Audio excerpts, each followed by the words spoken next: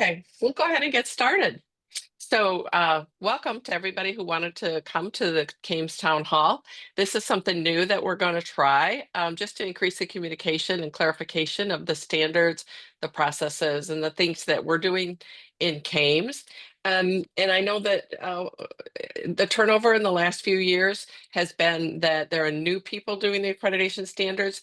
There are new programs, but there's also people that are learning this for the first time. And I just wanted to make sure that we had everybody on the same page. So what we've done is we've put together some top 10 standards and some processes that we thought we would clarify for you today.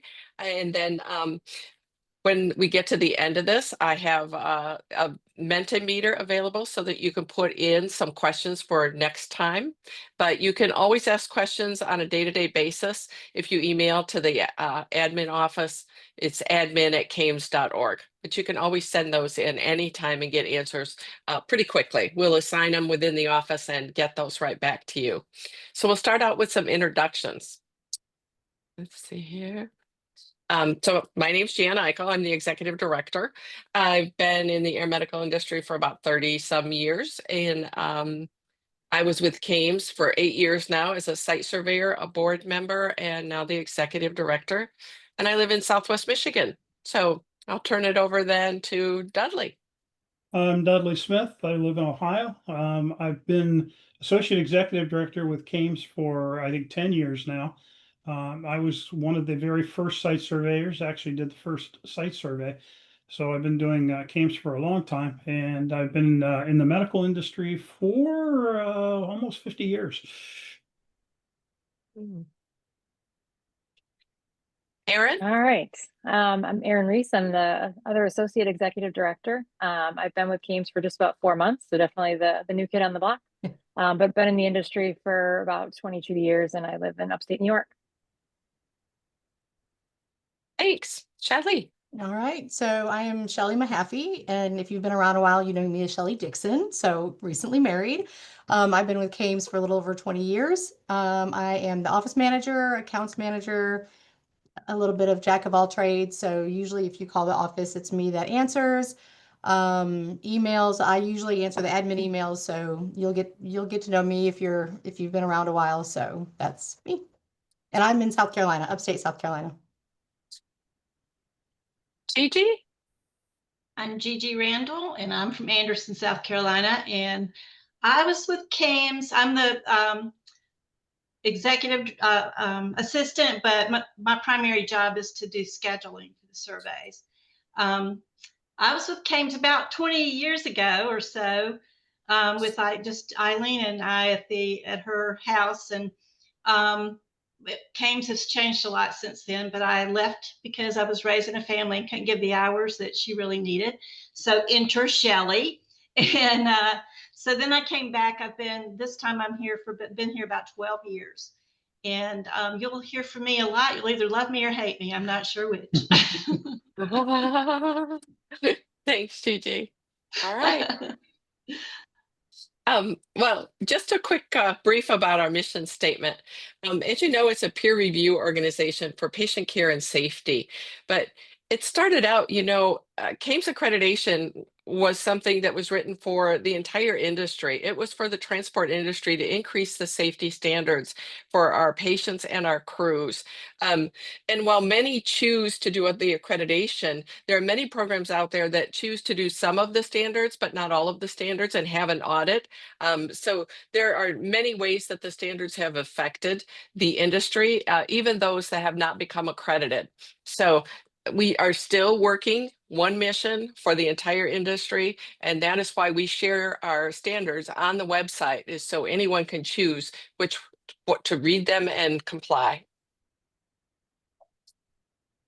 So a little bit about what's going on at CAMS. There's some changes and things that we wanted to implement. One was the one-on-one chats, which I did. I put out an email and I talked with everyone who replied to me in the first quarter of this year, and got some good feedback. And some of the things that I heard in those one-on-one chats, I've incorporated into this webinar. We did have a new site surveyor class. We have 16 new site surveyors. They are from all over the United States and also the world. So you'll see those peers that have been chosen to go ahead and become surveyors with our organization. And the town hall forums to increase the communications between the CAMS office and the accredited programs. We want to start more of a community of CAMS accredited programs instead of having everyone siloed in their own program. We did some technology updates. The PIF, or the online form, you call it the PIF, has been updated. We went ahead and we quadrupled the storage last week. I apologize if there was anyone that was working on it at the very same time that we had to take it down for a short period. So the storage was quadrupled, and then we doubled the CPU speed. So it should work better. I know that when I'm in it, there could be multiple people in it at one time, and it is working better for us right now. We are also working on a new website, which Shelley and I are getting the pictures in as the last step, and that new website will be coming out this summer. We're also planning on doing preparing for accreditation online. We've done preparing for accreditation with AMTC, and we've had a really good turnout for that every time. But I know that travel is not always in everybody's budget. And so what we'd like to do is go ahead and do this the same class, but it will be a small class online in one afternoon. And then during that time, we would send you the things you need ahead of time via email or mail, and then you'd log into the class and we'd be able to help you. So that could be for somebody who's preparing for the very first time, or it could be somebody who's new to the job and needs to be doing the reaccred and really needs to know how to navigate all of the moving parts as well as be able to understand the standards. The other thing last on the list that we'd like to start probably next year is a mentoring program. When I was doing the one-on-one chats, I asked some of the program directors how they would feel about that. And many of them said that they thought that that would be a great idea, that they would be happy to mentor somebody about the CAMS process and getting them started. And that way you wouldn't be reinventing the wheel necessarily, trying to work your way through the accreditation process. But it's not a management mentoring program. It's strictly to look at CAMS and maybe have a few meetings with someone who's been through it and can answer your questions. So that's some of the new things that are coming up in our plans. And I will turn the next one over to Dudley. As I'm sure most of you already know, we have looked at our standards on an ongoing basis, and about every 2 to 3 years, 4 years, we come up with a set of new standards. There's two things in the world that change pretty dramatically and quickly. One of those is stuff in the medical field, and the other one is stuff in the aviation field. And when you put the two together, it's always requiring new changes. We are working on the standards, and our standards are open all the time for people to give us comments. Right now, you can put in public comments into the standards for transportation, for medical escort, for special operations, and for MIH. And you can do that by going in on the website. We ask you to give us suggestions on the form that's provided on the website. That automatically puts it into a log that goes to the standards committee. They review it. Once the standards get to the point where they think it's complete, they vote on the standards and send that off to the board for their approval. And then we publish the standards. So for the transport standards are where we are at the moment. We're working on the 13th edition. We're planning on releasing that in the fall of 2026. And that's usually done at AMTC. And that would make the new standards effective with January 1st of 2027. So it's actually 4 years instead of 3. So you may be in the cycle where you're still going to be using the 12th edition. We would not require a program to start using the 13th edition until that January 1st, 2027 date. Doesn't mean that you can take everything that you had in your PIF from the last time and carry it over to this time for a couple different reasons. One is you have probably made significant changes within your program, and hopefully you have. But also, the board oftentimes interprets things a little bit different and the site surveyors are different. So they're going to be looking at different things.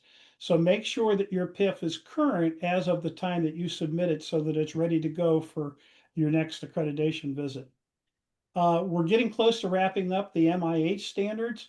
We're doing closing comments July 1st, so we won't be accepting any more comments after that time.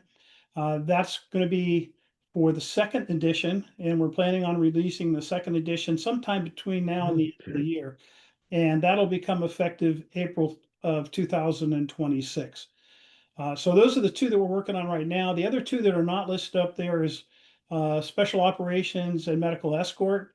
We're working on those, but those are basically based on what we do as far as the regular standards committee is concerned. So once we get that one wrapped up, we'll start turning to those. And it's more than just doing the publication for the standards. Once we get that done, all the behind the scenes stuff has to happen, like rewriting the PIF and all the requirements for the attachments and all those kinds of things. So it's a long process, but these are the important dates that you need to know about. I'll turn it back to you, Jan. Thanks. Thanks, Dudley. Next up is Aaron. Aaron is going to talk to you just a quick minute about critical elements. We get a lot of questions about that. All right. All right. Thanks, Jen. So I'm going to discuss critical elements, like she said, for just a few minutes to answer some of the questions we've been hearing. So first off, what is critical elements? So it's a review of certain protocols or elements of critical care transport medicine. The critical elements was developed in response to identify gaps or elements lacking in the protocols that were being submitted. The initial focus was on sepsis, RSI, aortic emergencies, pediatric sepsis, and preeclampsia. Those were reviewed for a few years, and there was a notable improvement in the scores for those areas, which reinforced the importance of identifying these areas that can sometimes be overlooked, and most importantly, advancing critical care transport medicine. So next, what is the process? So the process really falls to the Medical Protocol Review Committee, which is comprised of 6 board members who are physicians representing various specialties and backgrounds. And that group has identified the specific elements, protocols, criteria, and developed a scoring tool for each one of those elements, which I will talk about a little bit more about in just a minute. So which elements or which protocols are reviewed? So that committee determines which protocols to review based on trends, based on current practice. Currently, for the reaccrediting programs, we're reviewing agitation, pediatric ROSC, adult ROSC, and non-invasive pressure ventilation for PEDS and NEO. For new accreditations, we're reviewing those initial 5 that I had previously mentioned. So who does the review of the protocols? Each of those topics are assigned to one of the physicians to review for those programs being presented for accreditation.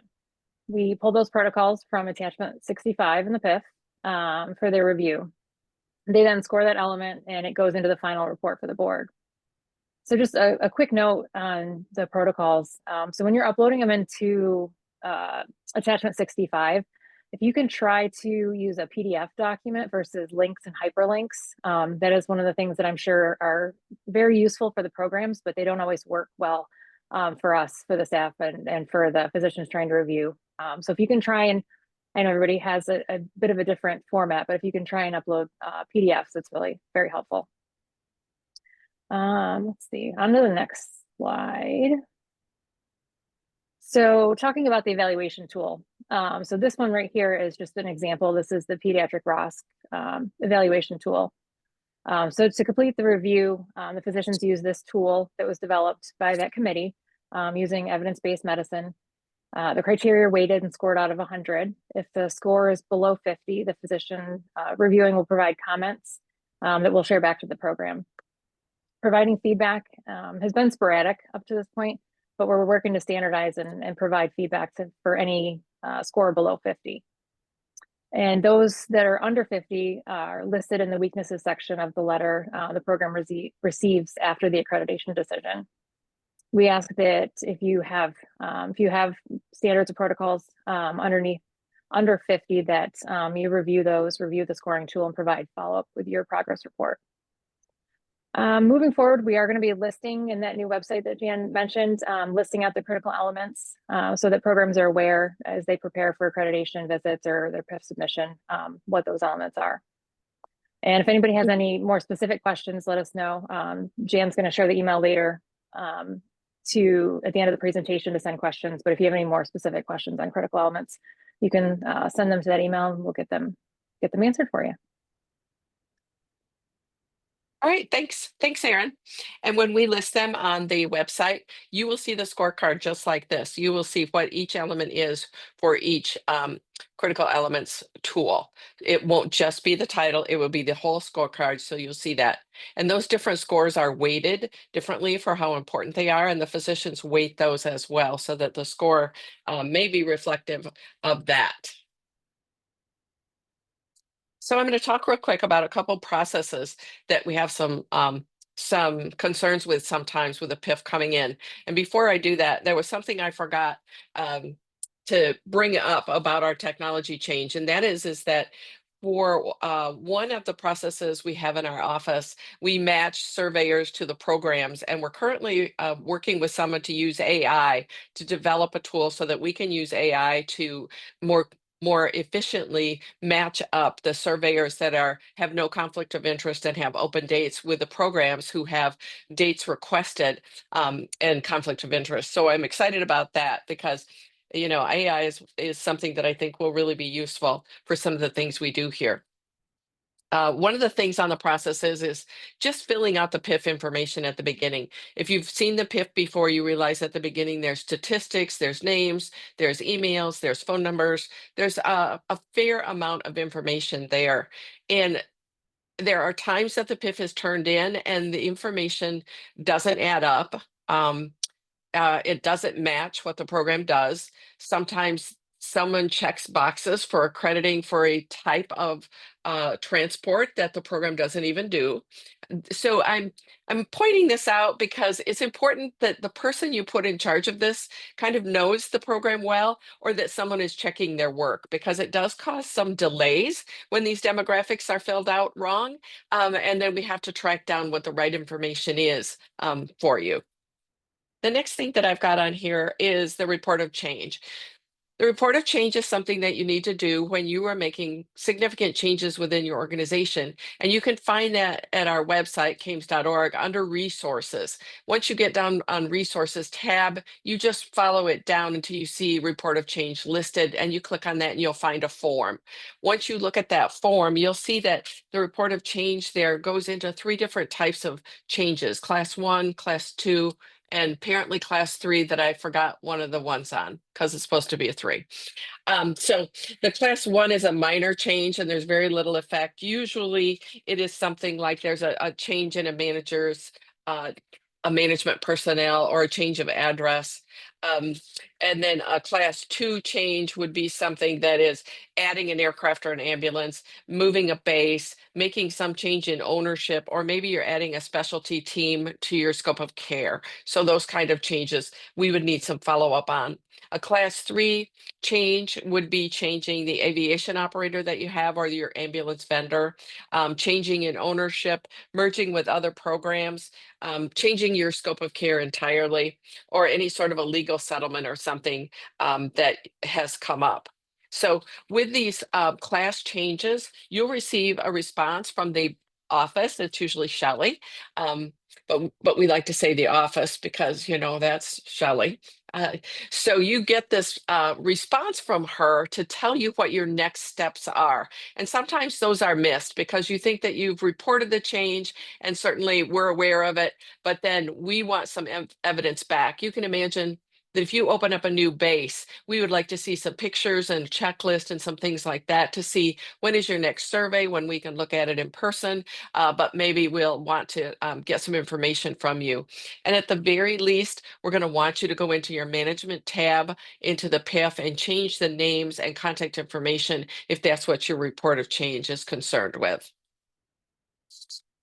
Okay. So let's move on to the standards.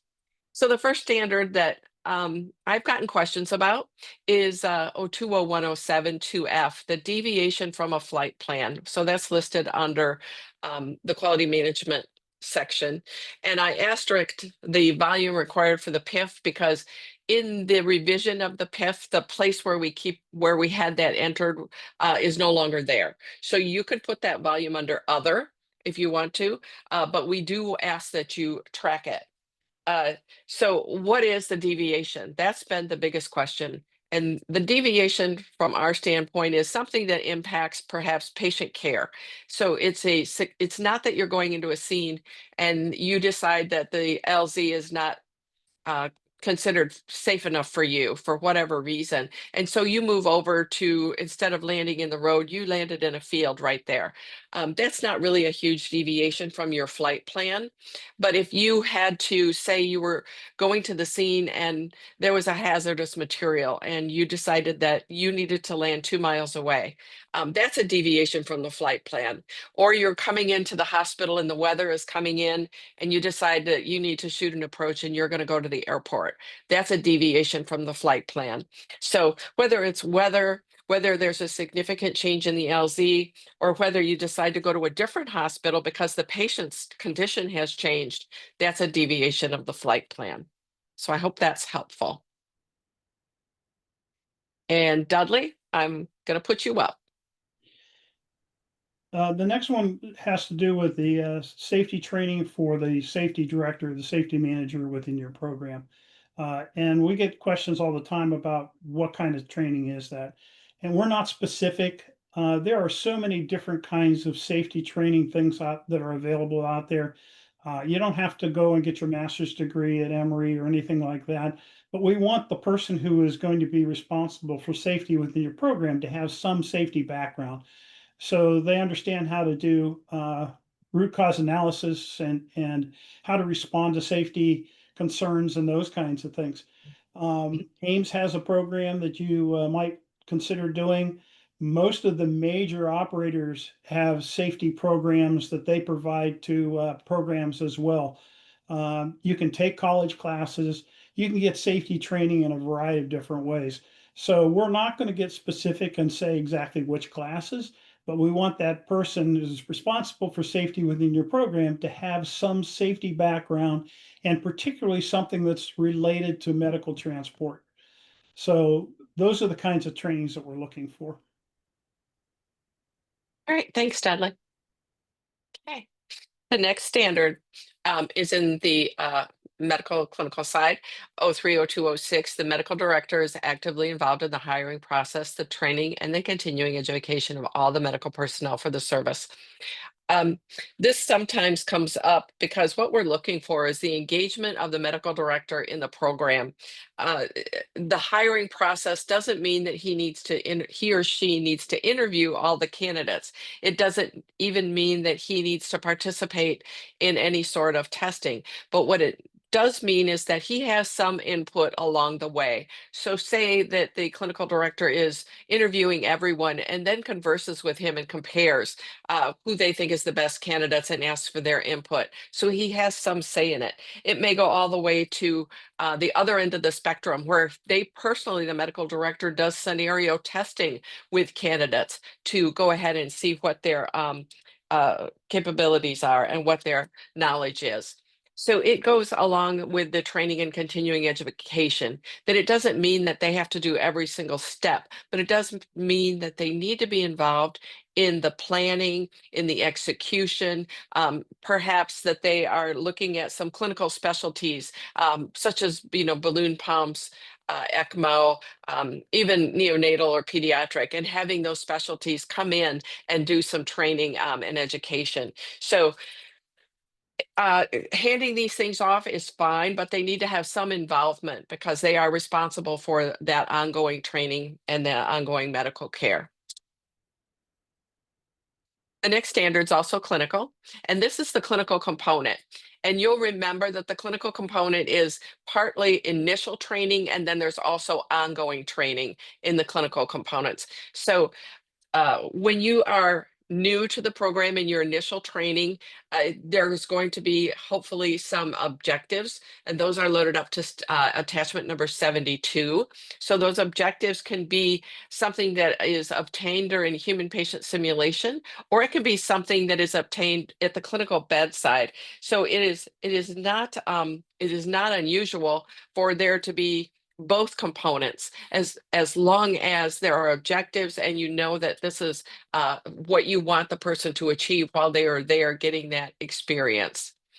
If you're going to use human patient simulation, either entirely or in part, for the substitution for actually going to the clinical bedside or the clinical ICUs, then you're going to have that approved by the CAMTS Education Committee. And that is a 4-step process. The 4-step process is in Appendix A of the CAMTS Standard Book. And that is in your hard copy, and it is a one-time approval right now. I know the Education Committee is looking at how to verify that in the future, but it is a one-time approval. And the reason that the appendices are not online is because the online version of the standards is just the standards, and that is for people to compare. It is for the public to review. It is for people to look at that are wondering if they want to be CAMTS compliant. But the book contains all the appendices, and that's why those are listed there. So it is a one-time approval process. And once you get that approval process, you do have to do a report of change. It's a Class 2 report of change. If you change your simulation center, you change your simulation educator, or you add a new scope of care. Say you're going to do high risk OB, but you've never done it before. So then we would ask for, what are those scenarios? What are the objectives of the time? And the first time you submit, you'll ask to be sending a video. It can be a cell phone video. It doesn't have to be fancy. And then we will send it to the Education Committee to be reviewed and approved and make suggestions. And then you can use that simulation with high fidelity simulators on orientation. The second part of the clinical component is airway management.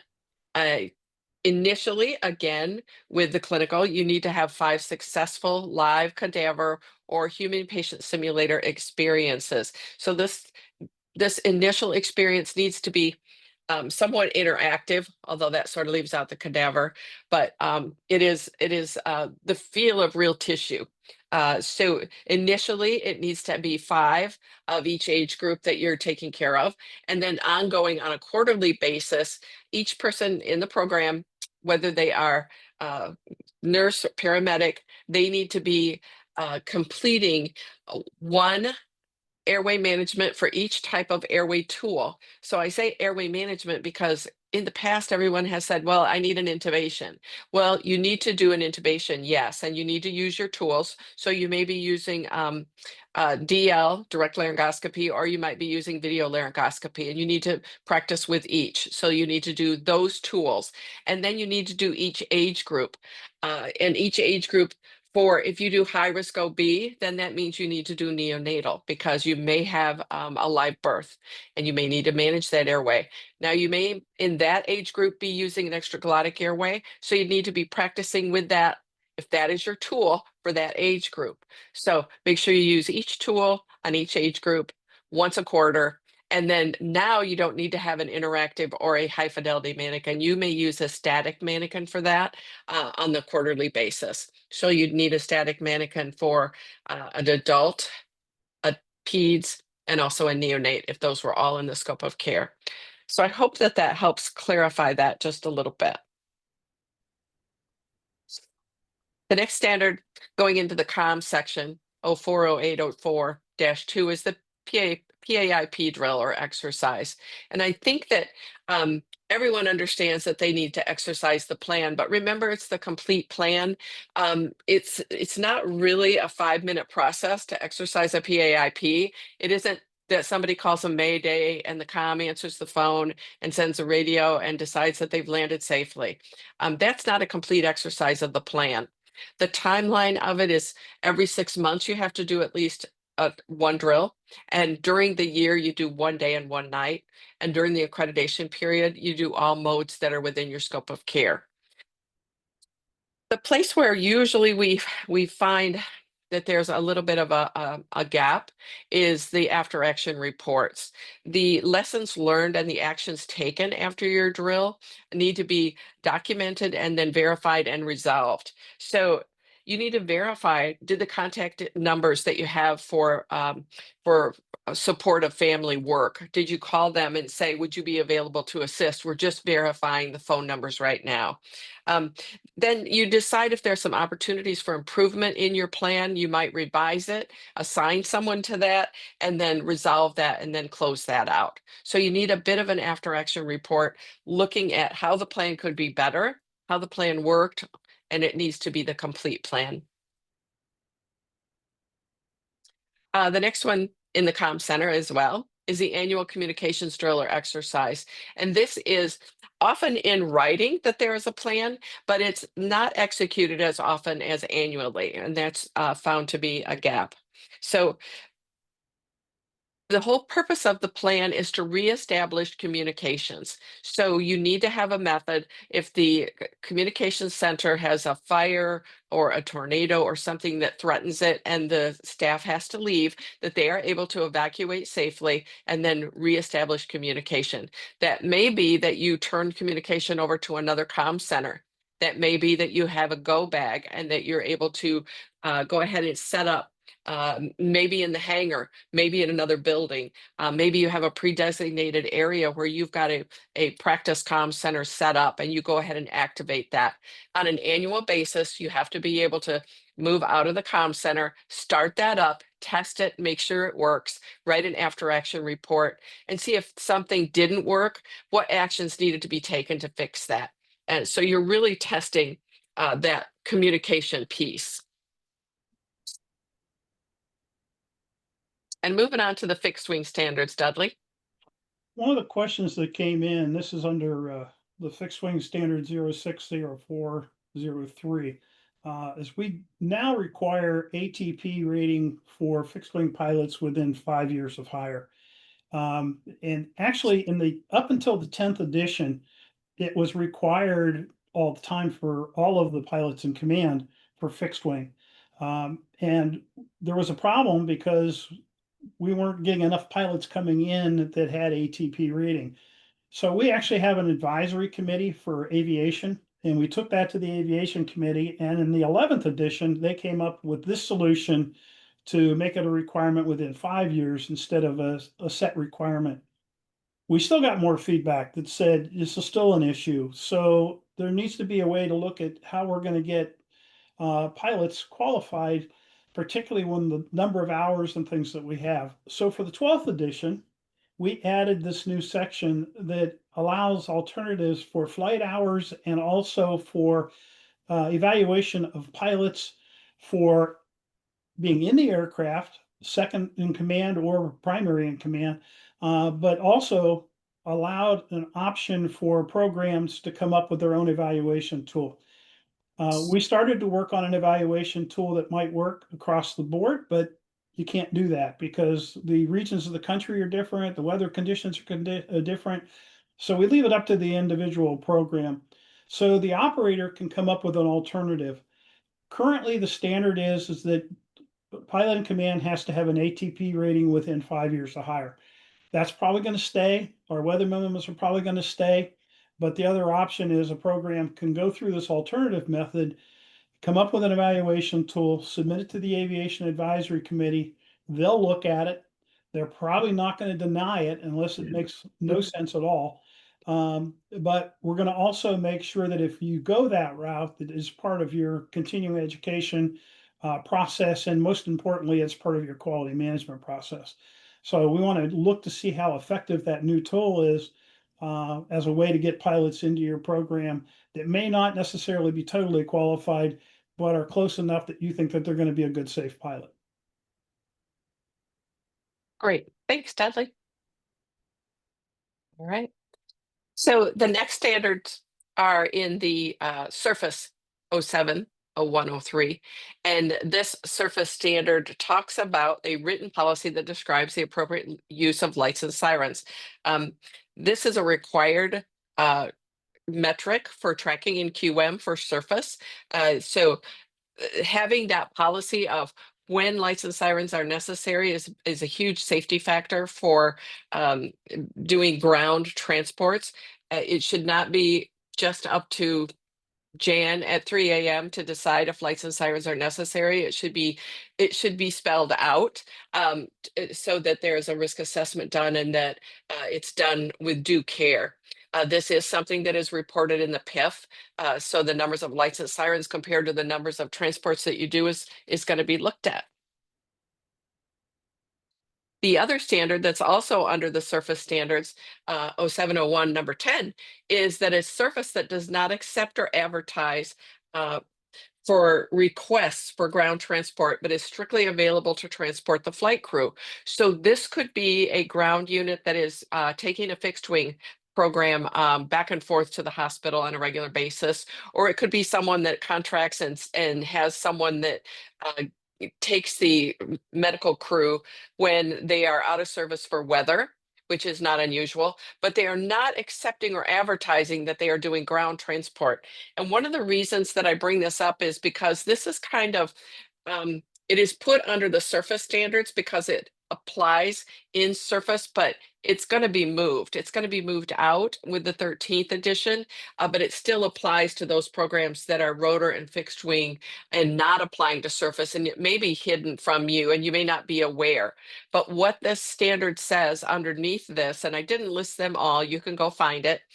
There are 7 items on a checklist that you need to verify if you're going to be going by ground. And the site surveyors may ask you for that particular checklist and that you have it available. It talks about hands-free communications during the transport, that the stretcher locks in place, that the O2 supply is checked and sufficient, that the driver is EVOC trained, that the vehicle is licensed by the authority having jurisdiction, that there is lights and sirens only used as requested by the medical crew and not ad hoc. So I put that out there because I feel like it's important that you know that's there, and so that you can make yourself aware of the safety checkoff list for the usual flight crew that is going by ground transport. So I want you to grab your phone, and in true technology fashion, I hope this works, because I am going to have you give me just a little bit of your information. If you would go ahead and shoot that QR code, you should be logged into Mentimeter, and I will be getting some cues at the bottom as to how many people are logging in, and I can go ahead and forward the questions. Because what I'm going to ask you about is just things like, what would you like to hear in the next town hall? Do you have some questions that we can address with the entire group? The other things that, are just what's your discipline, so we know how many people are here today that are medical versus managers versus the communication specialists, just so we can see. So there's nothing personal that's going to come out here, and it's just some information so that we can do better on our next town hall. And of course, there's evaluation there of whether you found this useful or not. So if I give people just a few minutes, it should just say that you're waiting for me to advance the slide, and it should say Mentimeter. Hopefully you've got a good enough Wi-Fi connection so that you can go ahead and log in. Aaron, do you see a number of how many are logged in? Because it's not showing up on my screen. 94. That's how many have logged into Mente at the bottom? No, that's in the total meeting. Sorry. I don't see it on the. Yeah, I don't see I it don't see it either. in And the share. usually it's No. down there with that little, see the thumbs up going? Usually it tallies it, but for whatever Okay. reason, it's not giving me the tally. But that's okay. We'll just give it a little time because it's clicking away. And there's not very many questions here. I think I only had 5 quick questions. 5 quick questions, and we'll just get started.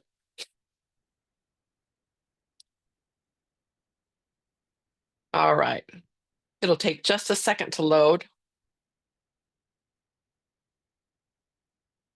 Maybe.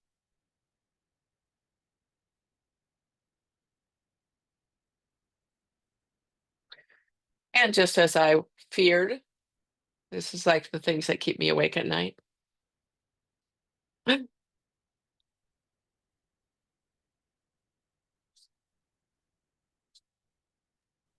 Can you draw pictures on there or anything, Jan? Or what? I think I could probably. Let me just pause a second and make sure that my connection is good.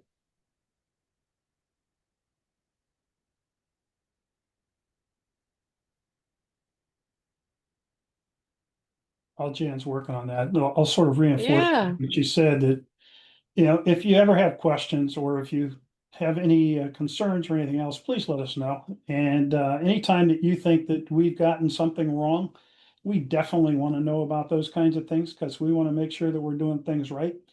So by all means, contact the office and let us know.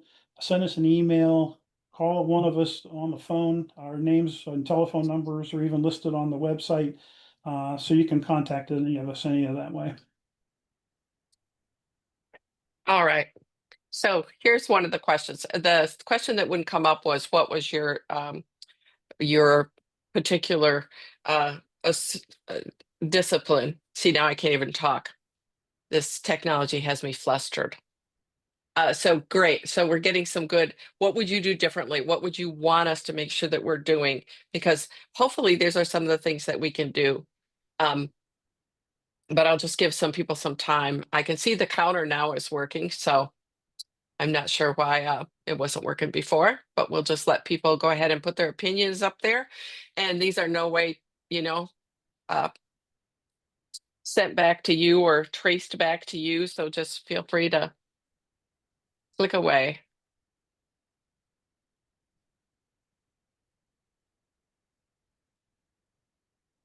Doing this as a webinar is probably the only way to do this so that we can make sure that everyone is able to hear what's happening without the interruptions of having other people having to mute their mics and things like that.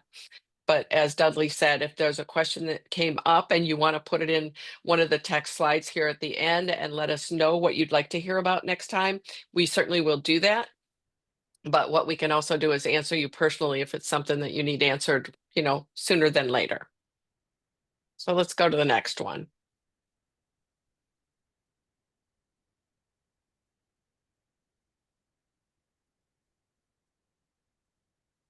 Does anybody know any songs?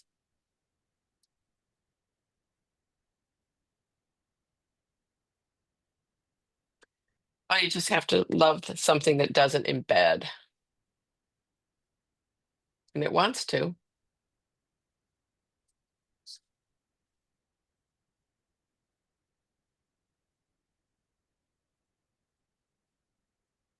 I wonder.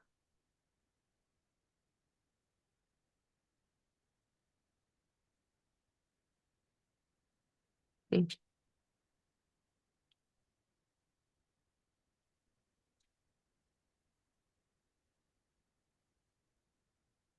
All right. I'm going to go back just a couple more because the one thing I would like you to be able to do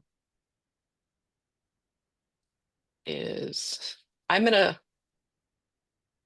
stop sharing this screen and I'm going to go to my other, just a Mentimeter on its own.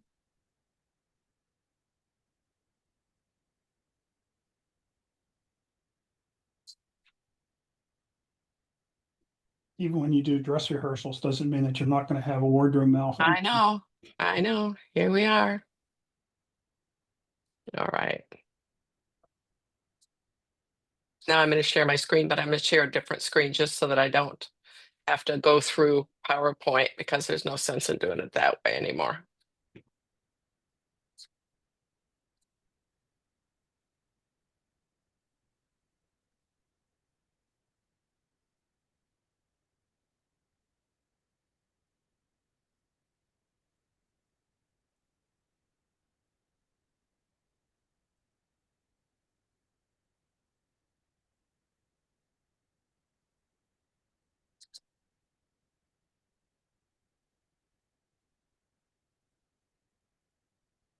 All right. Tell me if you see my desktop. Yes. Okay. All right. How does that look? Good. Yeah. Looks good. Okay. Yep, you're good. All right. So now, sorry for the delay. Now go ahead. This should be on your phone. And if you see this question, you can go ahead and vote. There we go. Praise the Lord.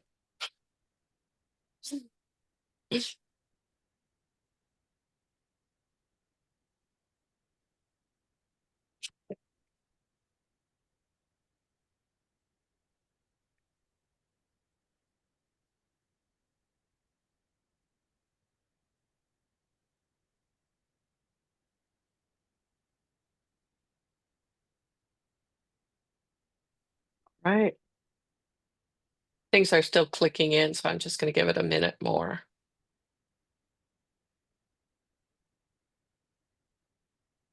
There you go, Aaron. Clinical elements. Perfect. When we talk about, I do have a committee working on new best practices. So if you have something, you can send it to admin@cames.org with, of course, some contact information. The best practice committee is right now looking at what's there, whether it's pertinent and whether it needs to be improved on. So the best practice committee is working on something, and we hope to have that done at the end of the year and published. All right. An extended PIF access would just mean that you would have access to your PIF in a longer period of time before your accreditation, before your reaccreditation visit. And that would give you more time to fill in and upload and change documents. Unfortunately, it is a very big change to completely change the PIF to being a living document. And that is just not quite within our reach yet to happen. So let's go to the next one. Can you rate for me how important CAMS accreditation is to your organization? We're just looking at your organization and what you think of CAMS. Has it been beneficial? Has it been a process that is helpful based on, the amount of time and materials? Everything is time and materials now. And how important is it to your organization?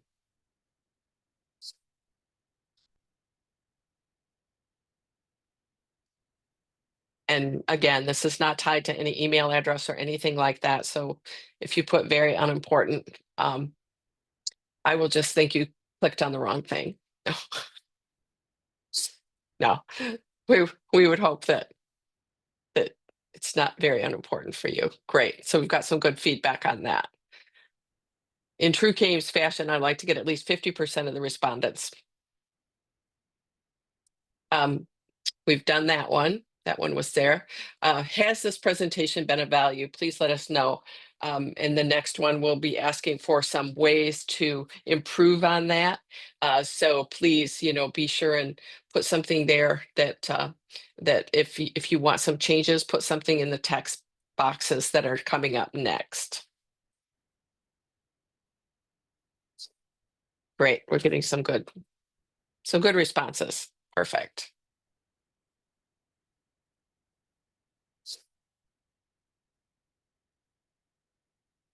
I'm just making sure that it's kind of done tallying. Okay. The last one you can use, you'll see a text box on your phone and you can type in there, be clear about what the topic is you'd like to hear about, because we'd like to research it and present it at the next town hall. And we might be adding it to the applying for accreditation, because there are things, certainly meeting minute workshop. Meeting minutes, the meeting minutes are the bane of my existence. I tell you, it's like a moving target. And just when meeting minutes are sort of doing better, some people in the different groups decide to do something different. So that is something that I think that we can help with. The transport certification, I believe that means ways that CFRN versus the CCRN and having a transport specific certification. Okay, how to cook a goose. I'd like that. I like that. I'm going to put Shelley in charge of that. How's that, Shelley? I I'm going to appreciate go that. through down. I Mhm. appreciate that. Best practices and meeting minutes. That's something that we'll really look for in the best practices, is some really good examples of meeting minutes and perhaps a template. Virtual reality. Yes, we did look at VR, and at the time that we were looking at it, it's definitely coming, and it is in the standards that if you use it, please let us know how you're using it. Uh, and I'm excited to see that somebody said anything TQM, because something that's kind of in the future that's down the pipe is I want to have a workshop for TQM. I want it to be online, and I want it to be like a couple hours a day for several weeks, so that we can walk people through how to do it and how to do it right. And I actually have a couple of real experts that are excited to be helping with this and sharing, and they are transport specific, and it will be CAMS specific for our CAMS programs. Great. Well, I really appreciate everybody giving us this feedback, and we will take that next. So I'm going to stop sharing, and what we'll do is wrap it up now. We appreciate everybody tuning in today and sharing your time with us. This is recorded, so what we'll do is we'll share it, and if you'd like to watch it, we'll send out instructions on how to play it again and where to be able to watch it. But I'm imagining that it'll be on the website. Won't it, Shirley? We'll have them log in there, and it will take them to the direct recording so that you can share it with other people on your team. And what I'll do is I will start a little agenda for this town hall meeting, so you'll know which standards are on it, and that way you'll be able to look and say, oh, that's not the one that I wanted to see. I wanted to see where Dudley talked about this. So you'll be able to look at those little outlines and be able to log in and click on the right one after we get more than one in the queue. So thanks everybody for attending. I appreciate your time. I hope it's been helpful. It's been good for us to organize this and hopefully clarify things for you. So have a good day and be safe out there. Thank you. Bye.